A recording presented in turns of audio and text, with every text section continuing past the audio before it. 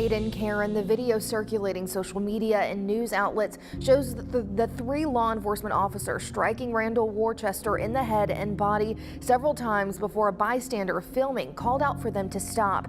Arkansas State Police have launched an investigation after three local law enforcement officers were seen in a video beating a man during an arrest. One of the officers repeatedly punched the man in the head and bashed his head against the pavement. State police said the man had been accused of making threats in the shop early on Sunday morning. All three officers have been removed from active duty on paid leave pending the investigation into their conduct. Police said that when officers confronted the suspect, 27-year-old Randall Worcester, he pushed the deputy on the ground and punched him in the back of the head, leading to the arrest seen in the video. Mr. Worcester, who was taken to the hospital, faces terroristic threatening, restricting arrest, criminal trespass, criminal mischief, and assault charges, police said. A video of the arrest appears to show one officer beating the suspect while another repeatedly knees him in the back, both dressed in the uniform of the Crawford County Sheriff's Office. The third officer restrains the man on the ground. The suspect covers his head with his hands and appears to be trying to roll up into a ball to protect himself. The officers were indicted as Deputy Zach King, Deputy Levi White of the Crawford County Sheriff's Office,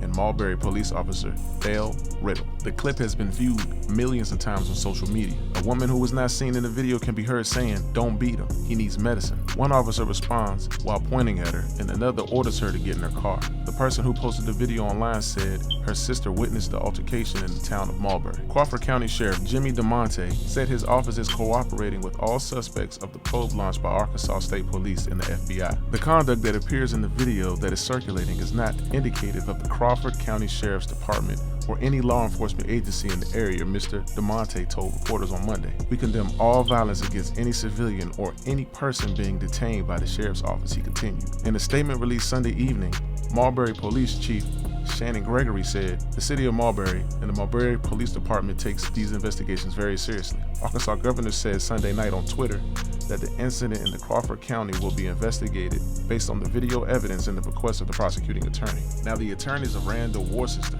state that one of the deputies involved in the viral arrest had a history of excessive force.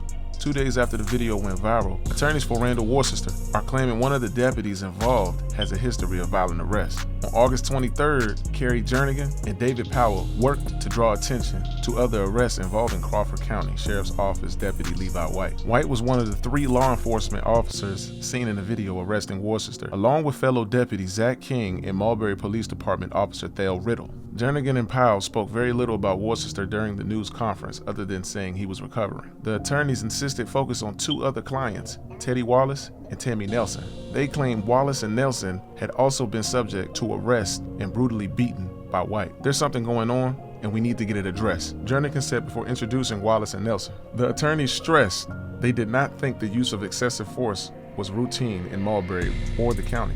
Jernigan said Wallace had been attacked during an arrest on July 12th, adding her further attempts to get answers about the incident from authorities have been unsuccessful. The main officer that was essentially beating Mr. Wallace's head was Deputy Levi White. Jernigan said she saw White before Sunday's video, but the viral footage matched what her client had told her. "When I saw the video of Worcester's arrest, it was exactly how Mr. Wallace told me he was getting beat. The blows to the portion on the side of the head, the grabbing of the head, and the hitting on the concrete. I knew it was Levi White," she said. Wallace has not been charged since his arrest, Clark said. "Unfortunately for Wallace's case, nobody was there with the cell phone video," Powell said. "Had that been the case, you guys would probably have been here interviewing him immediately." The attorney said Nelson's July 14th arrest was like that of Wallace's. "She was, in my opinion, attacked by Deputy Levi White, also on her property," Jernigan said. "Part of that is on video until her phone slams to the ground. You can hear her screaming. You can hear her in pain." Powell claimed Tuesday's press conference was to create accountability.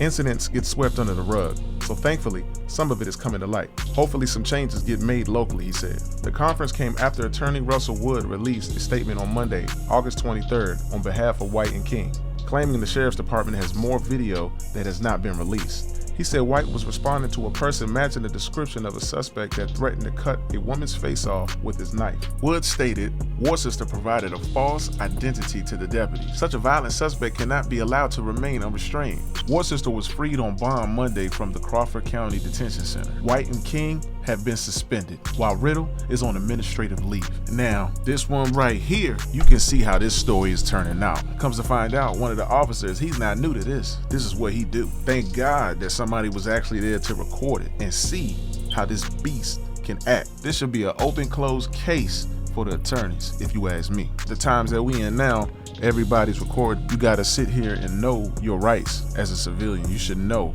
that you can record anything, even if you're not involved in it. Because a situation like this, who knows how long he's actually been assaulting civilians? Who knows? He could have been doing this from day one. The most guys that commit the most crimes, those are the ones that get away with it over and over. And it's the same situation when it comes to police officers. He's probably been doing this since the beginning, him and his partners, because nobody looked shocked about what was going on. And if you've seen the video, I can't actually post the whole video on YouTube because of their rules and policies. Man, I'm telling you, they was beating the brakes off your boy. As the police, I look at them like a gang too, so you mess with one of theirs, they gonna mess with you. Once they got up on him, it was nothing he could do. I'm telling you right now, them officers though, yeah, they done for. But don't forget to like, comment, and subscribe. Peace. Hey, y'all make sure y'all go follow my Instagram. We putting in work.